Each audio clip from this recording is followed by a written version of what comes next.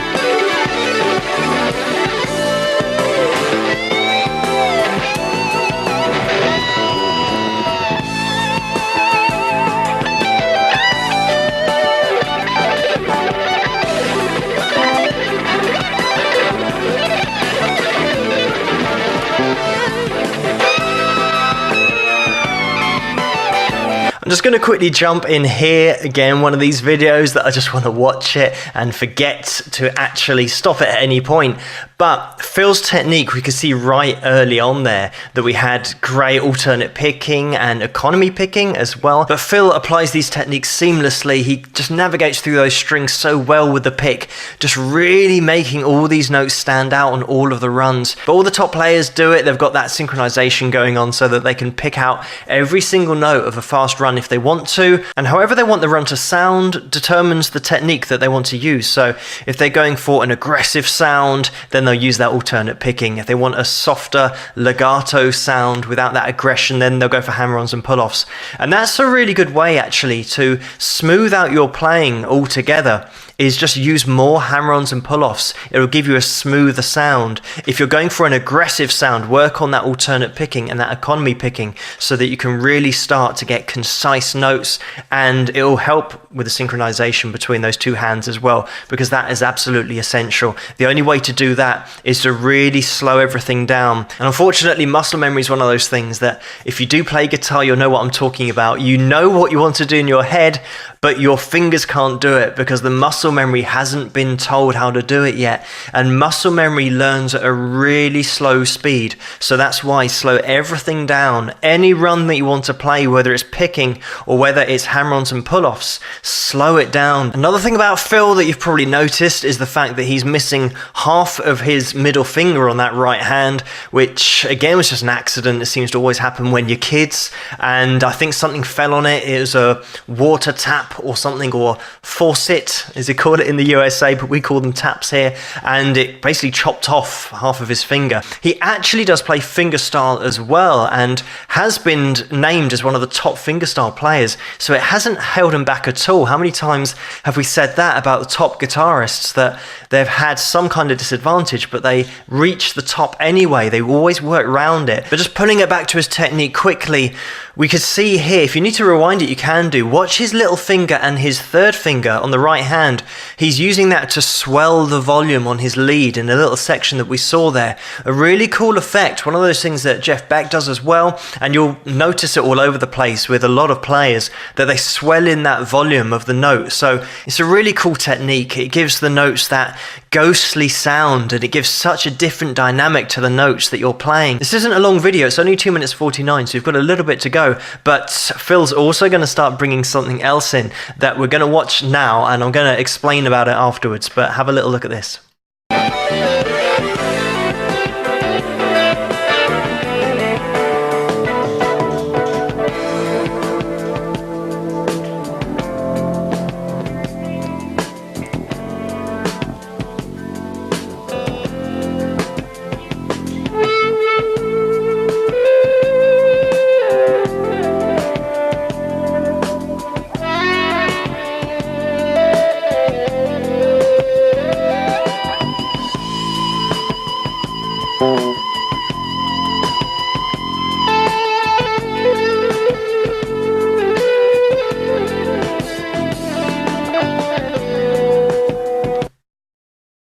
And there it is, the video suddenly cuts off just when it was getting really cool. And maybe the full videos, this is just the one that I've been sent, so maybe the full video is out there somewhere that maybe somebody can link to me underneath this video. And we just saw at the end there Phil with his ebow, and the ebow is like a block of metal that has an electric field, so when it contacts the strings it is like a constant pick, if you can imagine it, or like a bow on a violin. So when you play a violin you can keep the note going endlessly, it gives you endless sustain, whereas normally with a guitar you just pick the string, and as soon as you pick it, from then on that sustain is just going to die, it's just going to wither away to nothing. Whereas if you've got that constant sustain all the time, you can get really cool, interesting effects with your playing, and that's exactly what Phil was doing there. And as we can see there, it had that hint of a feedback sound, because of course that's what feedback is. It's just that constant signal that never dies, it's just constant sustain. And just to quickly try and explain feedback, if you imagined if you're singing into a microphone and then you've got the speaker behind you and your voice is now coming out of the speaker back into the microphone, which is then coming back out again, so it's a constant loop of noise, and it's just continuing on a loop, and you'll find that all the time when you set up a PA system. That's what happens. If you turn it up really loud, you get that nasty feedback. Another cool thing is the fact that Phil has got his effects on the right hand side, just on the chair, and he's constantly just going over there and just tweaking. Like in that first section he added a little bit of delay to his sound, and then in this second section is where he's gone over and got the ebow, and then he starts playing around with that. So he's constantly tweaking things to make it just even more interesting. And a quick word as well here always about Phil's vibrato. The fact that Phil in this video, in this performance, he actually uses different kinds of vibrato. He uses a classical vibrato as well as the classic blues vibrato that we see pretty much all the time, where you change the pitch of the note by bending the string up and down.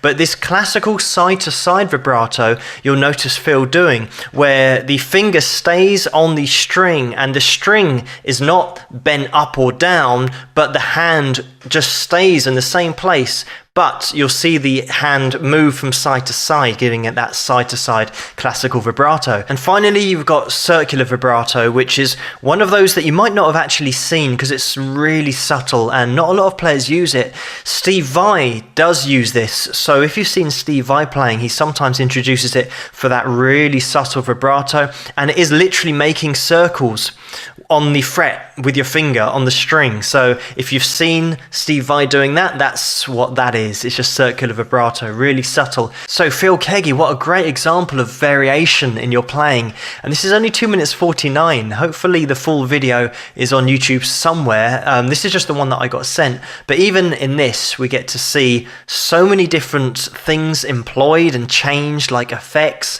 and style and that vibrato and the ebow as well. So it's a really cool video just showing what can be achieved in such a short period of time, as well as having great technical ability, of course, hammer-ons, pull-offs, like I explained about picking as well at the beginning of the video. So thank you so much for suggesting this video for me to take a look at in the first place, and keep those suggestions coming in the comments below. Let me know what you guys think, and if you like this video, please give it a thumbs up and subscribe, and I'll see you guys at the next one. Rock!